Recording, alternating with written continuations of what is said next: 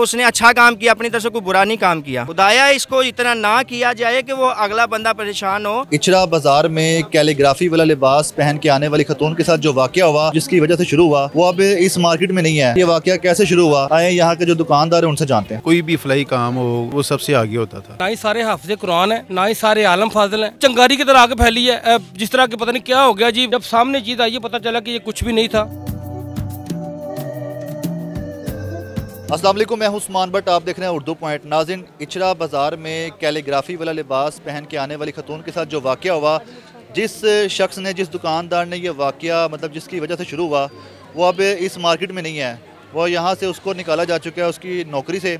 और वो कैसा इंसान था और उसने क्या बताया यहाँ पर दीगर दुकानदारों को या दीगर साथियों को कि ये वाकया कैसे शुरू हुआ, आए यहाँ के जो दुकानदार हैं उनसे जानते हैं। सर बताएं, सबसे पहले उस बंदे का पूरा नाम क्या था, वो जो मौलाना साहब से दाढ़ी वाले, तो यहाँ पर कैसे थे, कब से रह रहे थे, क्या कर रहे थे? ये मौलाना साहब, उनका नाम था आबिद, ठीक है, आबिद नाम था उनका। बात ये है कि जब ये इतवार को वक़ूआ हुआ है ना ये वाला, ये उसकी रजामंदी नहीं थी। को एक बंदे की हो ना रजामंदी, तो वो तो बात हो के एक बंदे की रजामंदी है। वो तकरीबन वहाँ पे हजूम जितना था ना, वो गुजरने वाला था, वो बैठने वाला था, वो खड़े होने वाला था, वो सब समझ लें कि वो उस पर जौन सा ना वो शर्ट के ऊपर फोकस था।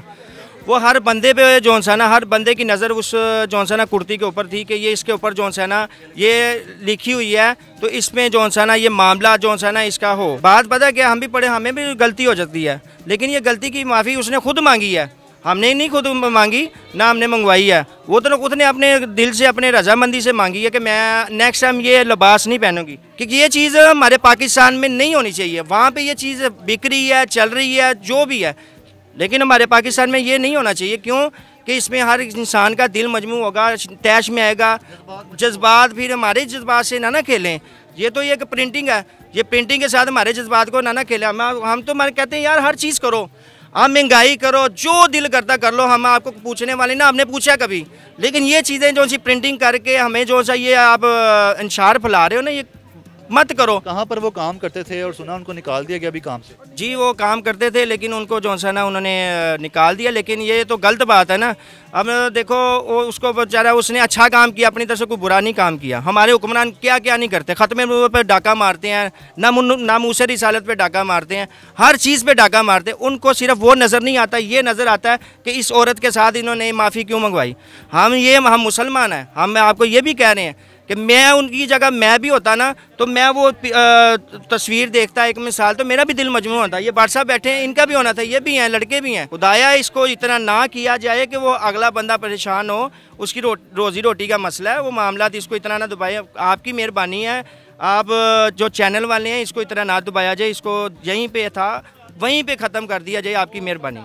आप बताएं सर, आप आबिद साहब को कब से जानते थे, कब से यहाँ पर वो काम कर रहे थे, और कैसा आपके मुताबिक वो इंसान? तकरीबन 20 साल से हम उसको जानते हैं।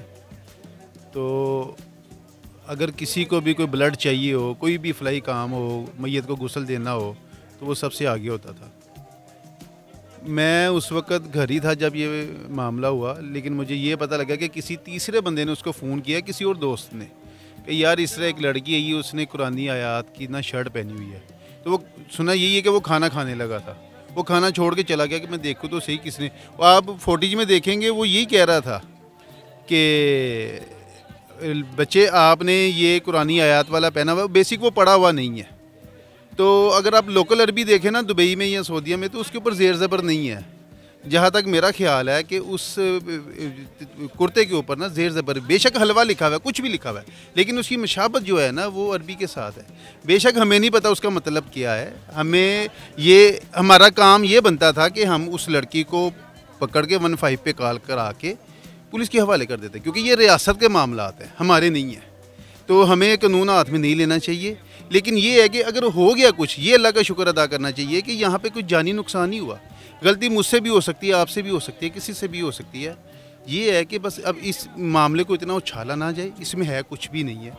और अगर उससे गलती हुई है तो वो माफ़ी मांग ले, अगर वो लड़की से कोई गलती हुई है तो ऑलरेडी उसने मेरा ख्याल कह दिया कि जी मैं माफ़ी मांगती हूँ। और कुछ एंकर ये मीडिया वाले ये भी कह रहे हैं जी लड़की ने माफ़ी क्यों मांगी है। देखिए हमारे मुल्क में सिर्फ एक दीन ही है, हम अपनी मर्ज़ी से नमाज़ पढ़ते हैं। तो यहाँ अगर हमारे दीन के साथ कोई खिलवाड़ करेगा, उसकी नीयत साफ़ है लड़की की, हम नहीं कहते कि वो गलत है, वो ठीक है, लेकिन आपकी बहन मेरी बहन, हम उनको पहनने देंगे ये चीज़? सर ये जो कैलीग्राफी लिबास वाला एक इशू हुआ था यहाँ पे, और एक आबिद साहब बता रहे हैं कि जिनकी तरफ से सबसे पहले स्टार्ट हुआ था, ये सारा वाकया क्लोजअप हो गया, लड़की को रेस्क्यू कर लिया गया, सब जो है ना यहाँ पे दुकानदार अपने दुकानों में आगे लोग चले गए। तो आबिद साहब जब बाद में जब सारा मामला ख़त्म हो गया, क्या बताया उन्होंने कि ये कैसे शुरू हुआ? उन्होंने अपनी ज़ुबानी क्या बताया था? देखिए जी, सारे जितने भी बाज़ार के ना ही सारे हाफ़िज़ कुरान हैं, ना ही सारे आलम फाजिल हैं। अचानक कोई भी देखेगा ना, अरबी जो भी कैलीग्राफी है, मैं या आप देखेंगे ना, फर्स्ट टाइम आप देखेंगे वाकई ये कुरानी आयत है। मैंने भी देखा था ना, जब समझे शायद कुरानी आयत है। हाँ जी, कुरानी आयत ही लगती हैं। वो सारे हाफ़िज़ कुरान नहीं है, ना ही सारे आलम फाजिल हैं, ना ही सारे मुफ्ती हैं। उसने भी पहले देखा था, उसको भी किसी ने बताया, वो भी गया था, उसने भी देखा कि शायद उसको लगा कि कुरानी आयत है। लेकिन जब सारे मुफ्ती हजरात आए हैं, अल्लामा शाकर साहब आए हैं, मुफ्ती साकिब साहब आए हैं, उन्होंने जब तस्दीक किया तो वो कुरानी आयत नहीं थी, वो कैलीग्राफी थी, वो अरबी के लफाज थे, कोई अल हलवा या इस तरह के लफज थे कोई, ठीक है। उसके बाद जब मामला हो गया सब, तो उन्होंने फिर वो पीछे हट गए हैं, ठीक है, कोई मसला नहीं है, ना कि FIR हुई है, कुछ भी नहीं हुआ। लेकिन ये जो ट्रेंड है ना, ये गलत है, ठीक है। दूसरे जिसकी ज़ुबान है उधर चले, कोई मसला नहीं है। पाकिस्तान में तो आपको पता सारे हमारी ज़ुबान उर्दू है, हमें उर्दू के अलावा कोई भी होकर हमें वो पता नहीं लगे क्या मसला है, डाउटफुल होगा सारा। ये जो काम हुआ है, ये कन्फ्यूजन हुआ है, मिसअंडरस्टैंडिंग है सारी, है इसमें कोई प्री प्लान तो काम आपको पता कोई नहीं है ये वाला। आबिद साहब ने कुछ कहा आगे कि जी मेरे से यार गलती हो गई थी, पता नहीं चला, खुद उन्होंने कोई इस बात को, आप तो कह रहे हैं कि सब यहाँ पे आलम हाफिज नहीं है, यहाँ पे कोई आलम बड़े बड़े कोई उलमा कराम नहीं, यहाँ पे बेसिक जानते हैं इस्लाम को, तो उन्होंने खुद कुछ कहा कि यार मेरे से गलती हो गई? बिल्कुल बिल्कुल उन्होंने कहा है। जब वो भी उधर मौजूद थे थाने में, जब बात हुई है, जब हम उनके सामने ये कुर्ता, मैं भी उधर था तकरीबन, जब कुर्ता हमारे सामने आया है तो पता चल गया ये कुरानी आयत नहीं है। क्योंकि लोग पहले अफवाह, आपको पता है, आग चंगारी की तरह आग फैली है, जिस तरह के पता नहीं क्या हो गया जी, गुस्ताखी हो गई है, कुरानी आयत की गुस्ताखी हो गई, ये हो गया वो हो गया, सारी हवाएं थी। जब सामने चीज़ आई, पता चला कि ये कुछ भी नहीं था, सारी अंडरस्टैंडिंग हुई है। तो उसके बाद उसने भी कहा कि यार नहीं, गलती हुई है हमसे, हमें थोड़ा देखना चाहिए था। लेकिन वो सारा अफवाह ऐसी उड़ गई थी कि पूरे बाजार, बल्कि आपको पता पूरे हर मीडिया पे, सोशल मीडिया पे तो ऐसे चल रहा है जैसा कि स्वाब का काम है ये बता दें कि कितना वक्त गुजर गया था उसके बाद उसको नौकरी से निकाला गया और फिर वो यहाँ से चले गए?